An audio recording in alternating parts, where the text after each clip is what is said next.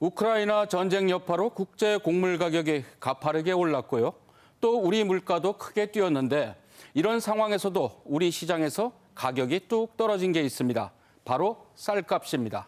네, 그런데 북한은 사정이 다릅니다. 코로나19 차단을 이유로 국경을 봉쇄한 지 3년 동안 장마당 쌀값은 계속 올라가고만 있다는데요. 올해도 추수에 들어갔지만 식량난은 더 극심해질 전망입니다. 네, 이러다 보니 북한 당국도 식량 문제 해결을 위해 안간힘을 쏟고 있는데요. 무기를 만드는 군수 공장에서 농기계까지 생산해 농민들에게 쥐어주기까지 하는 형편입니다. 네, 좀처럼 해결되지 않은 만성적인 식량난. 북한 주민들은 이런 고통을 하루하루 어떻게 버텨나가고 있는 걸까요? 클로즈업 북한에서 짚어봤습니다. 북한 최대 곡창지대인 황해남도 해주. 차량들이 줄지어 들어오고 주민들의 대대적인 환영 인사가 이어졌다. 김정은 국무위원장의 지시로 제작한 4종류의 새 농기계 5,500대가 도착했다. 광장과 도로에 열을 맞춰 선 농기계들. 매체들도 이런 풍경은 처음이라며 농기계 바다, 농기계 열병식이라고 묘사했다. 광장과 주변 도로는 우리식의 현대적인 농기계들로 꽉 들어차 황해남도가 생겨 처음 보는 장쾌한 광경을 펼쳤습니다. 군수공장에서 새 농기계를 만들었고 전달식 연설 역시 군수공업 총괄인 이병철 당 비서가 맡아 눈길을 끌었다. 군수공업은 노동기구의 뜨거운 마음까지 합쳐 열렬히 축하합니다. 농민들은 생산 성과로 보답하겠다고 각오를 다졌다. 정말이지 오늘의 이 감격과 기쁨을 무슨 말로 어떻게 다 표현할 수 있겠습니까? 쌀떡에 더 많이 채우는 곳으로서 당중앙의 믿음과 기대에 꼭 충성으로 보답할 것입니다. 그러나 올해 작황도 부진할 것이란 분석이다. 봄 가뭄과 여름철 폭우 등 자연재해가 잇따랐고 코로나19로 인한 국경 봉쇄로 비료 수입량도 급감했다. FAO, 유엔 식량기구는 북한을 16년 연속 식량 부족 국가로 선정했고 미국 농무부는 121만 톤가량이 부족할 것으로 전망하는 등 고질적인 식량난을 피하기 어려워 보인다. 작년 가을에 수확한 것, 올 초여름에 수확한 게 사실은 이제 기본적인 이제 식량 공급원이거든요. 그게 일단 좋지 않았던 게 가장 이제 문제고, 그 다음에 이제 코로나19 때문에 북한이 이제 특히 중국하고의 그 국경을 이제 폐쇄를 시켰거든요. 그 폐쇄시킴으로 해서 수입을 제대로 할 수가 없었습니다. 지금 영양은 고사하고 겨우 이제 기본적인 칼로리를 채우기 위해 급급한 상황이고. 그나마 대규모 기근 같은 극단적인 식량난으로 이어지진 않을 거란 전망인데 여기엔 무엇보다 주민들의 기근 대응 능력이 커졌다는 평가다.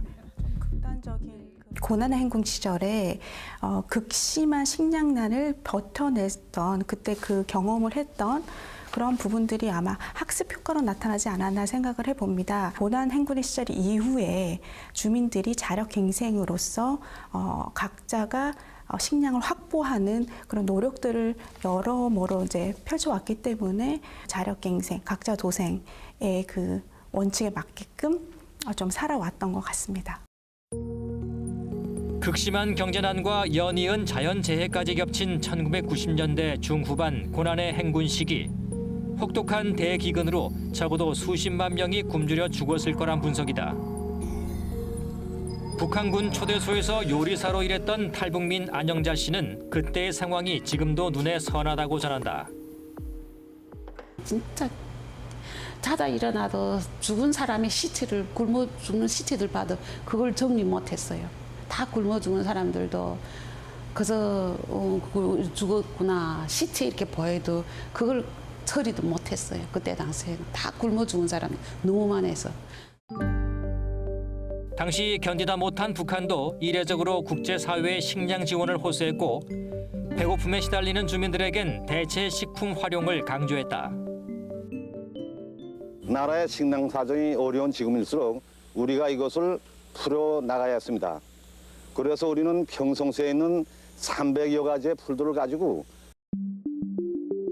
콩기름을 짜고 남은 찌꺼기로 만든 인조 고기밥과 옥수수를 고열로 가열해 만든 속도전 가루. 주민들의 애타는 노력의 일환이다. 그렇지만 이조차 먹을 수 있는 사람은 많지 않았다. 인조고기나 속도전떡이는 그래도 이 고급스러 좀 있는 사람들이 먹는 거예요. 여는 사람들도 그런 것도 못 먹고 살았어요. 진짜 사람들이 그 나무 껍데기를 뺏겨서 있잖아. 그 소나무 그 껍데기를 뺏겨서 거기다 양잿물 막 넣고 가루 조금 넣고 뜨겁게 해서 먹고 그렇게 먹었기 일이었어요.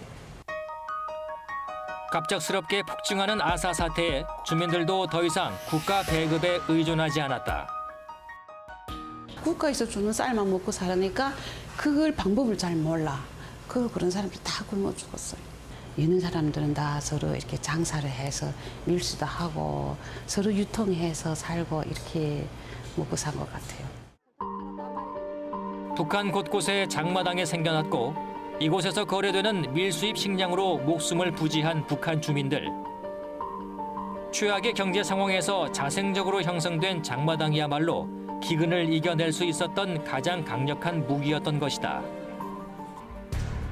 그런데 지난 3년간 장마당 사정이 크게 달라졌다. 우선 북한 당국이 코로나19를 이유로 국경을 틀어막아 장마당에 유입되던 비공식 수입 식량이 현저히 줄었다. 코로나 이전만 해도 한 30만 톤에서 50만 톤 사이일 거다 이렇게 이제 추정을 하거든요. 그런 것들이 코로나19 팬데믹 상황이 되면서 그게 가능하지 않게 되다 보니까 그만큼 식량 공급이 이제 결국 감소하는 결과가 나오지 않습니까? 자체적으로 생산한 식량에서도 농민들이 자율적으로 처분할 수 있는 양은 갈수록 줄고 있다.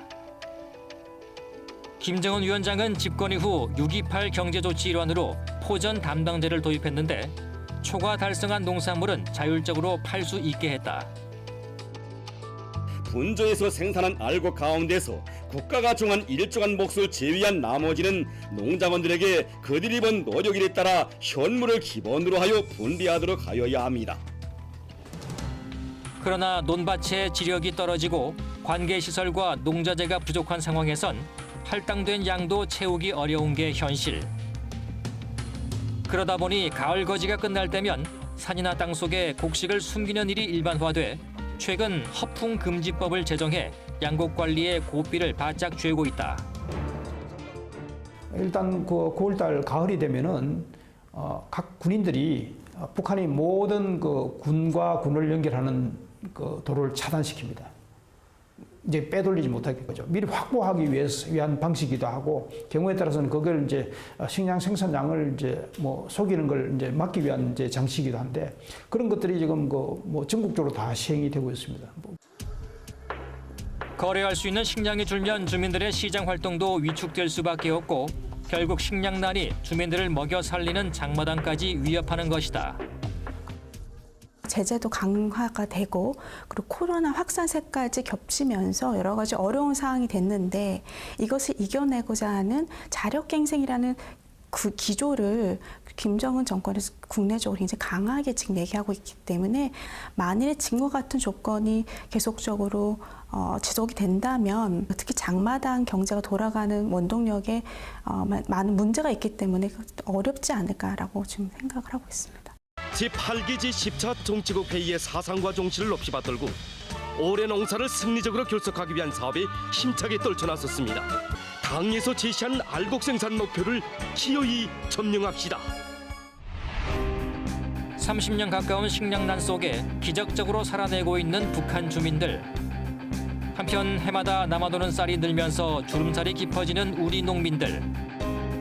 북한의 핵과 미사일 위협 상황에서 현실화하긴 쉽지 않지만 적어도 먹는 문제만큼은 남북이 상생할 수 있는 묘안과 결단을 내릴 순 없을까.